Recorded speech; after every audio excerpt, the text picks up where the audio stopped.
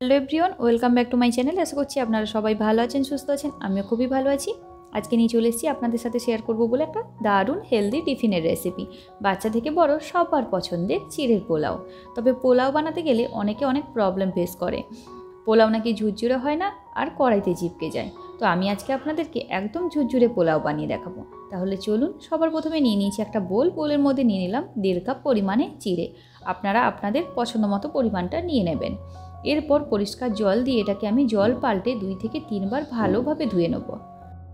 এখানে একটা ছোট্ট টিপস, আমি এখানে নিয়েছি পাতলা চিড়ে। আপনারা যদি পাতলা চিড়েটা নেন তাহলে জলটা ঝাড়িয়ে এটাকে একটা ছাঁকনির মধ্যে ছেঁকে রেখে দেবেন সাইডে। আর যদি মোটা চিড়েটা নেন তাহলে ভালোভাবে ধুয়ে জল দিয়ে এটাকে ভিজিয়ে রাখবেন ওই 15 থেকে 20 মিনিটের জন্য। তবেই কিন্তু চিড়েটা ঝুরঝুরে থাকবে, আর না হলে ঘেটে হয়ে যাবে। এবার সাইড করে রেখে দিয়েছি। আর এখানে নিয়েছি আমি সেদ্ধ করে রাখা আলু, একদম ডুমো ডুমো করে কেটে নিয়েছি। কড়াই বসিয়ে দিয়েছি গ্যাসের ওভেনে, দিয়ে দিলাম 1 চামচ পরিমাণে তেল। সাদা তেল ব্যবহার করছি এখানে। এরপর দিয়েছি একটা মাঝারি সাইজের পেঁয়াজ ছোটো ছোটো টুকরো করে কেটে। পেঁয়াজটা হালকা ভেজে নিতে হবে, খুব বেশি ভাজার দরকার নেই। হালকা ভেজে নিয়ে এর মধ্যে দিয়ে দিতে হবে সেদ্ধ করে রাখা আলু। আর আলুটা সেদ্ধর সময় আমি অল্প একটু লবণ দিয়ে দিয়েছিলাম। এতে কি হয়, আলুর মধ্যে বেশ লবণটা ঢুকে যায়, খেতেও ভালো লাগে। এরপর দিয়ে দিলাম কাঁচা লঙ্কা কুচি। আপনারা যদি বাচ্চাদের জন্য বানান তাহলে কিন্তু কাঁচা লঙ্কাটা স্কিপ করে যাবেন, আর বড়দের জন্য বানালে অবশ্যই ব্যবহার করবেন। এরপর দিয়ে দিলাম অল্প একটু হলুদের গুঁড়ো, ওই 1 চামচের 4 ভাগের 1 ভাগ। এতে কী হবে, পোলাওটা হলদে হলদে ভাব চলে আসবে আর দেখতেও ভালো লাগবে। এরপর দিয়ে দিলাম আমি চিড়েটা, যেটা আমি ধুয়ে সাইডে রেখেছিলাম।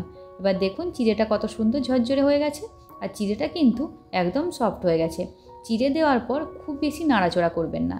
এখানে আমি টাইমটাকে একটু কমানোর জন্য স্পিডটা বাড়িয়ে দিয়েছি, তাই মনে হচ্ছে আমি খুব নাড়ছি, নাহলে কিন্তু হালকা হাতে চিড়েটাকে নাড়তে হবে। এবার চিড়েটার জন্য অল্প একটু লবণ দিলাম। যেহেতু সেদ্ধ করার সময় আলুটা আমি অল্প একটু লবণ দিয়ে রেখেছিলাম, তাই জন্য আলুর জন্য লবণ দিইনি, অল্প একটু চিড়ের জন্য জাস্ট দিলাম। আর এখানে দিয়েছি আমি পরিমাণ মতো চিনি, ওই 1 টেবিল চামচ। মিষ্টিটা একটু ভালোই লাগে খেতে, পোলাওতে বিশেষ করে। আর দিয়েছি আমি ঘি, গলানো ঘি হলে 1 টেবিল চামচ, আর বসা ঘি হলে 1/2 টেবিল চামচ। এরপর দিয়েছি কয়েক ফোঁটা লেবুর রস, আর দিলাম ভেজে রাখা বাদাম। ওপর থেকে একটু জিরের গুঁড়ি দিয়ে নামিয়ে নেব। আপনারা চাইলে গোটা জিরে ফোড়নেও ব্যবহার করতে পারেন, সুন্দর একটা স্মেল দেয়। আর যদি ফোড়নে না ইউজ করেন তাহলে ভাজা জিরে অল্প একটু ছড়িয়ে এটাকে পরিবেশন করবেন, তাহলে দেখবেন স্বাদটা বেশ দ্বিগুণ হয়ে যায়। তাহলে চলুন, আমার রেডি আজকে চিড়ের পোলাও। এবার এটা আমি পরিবেশন করে দিই।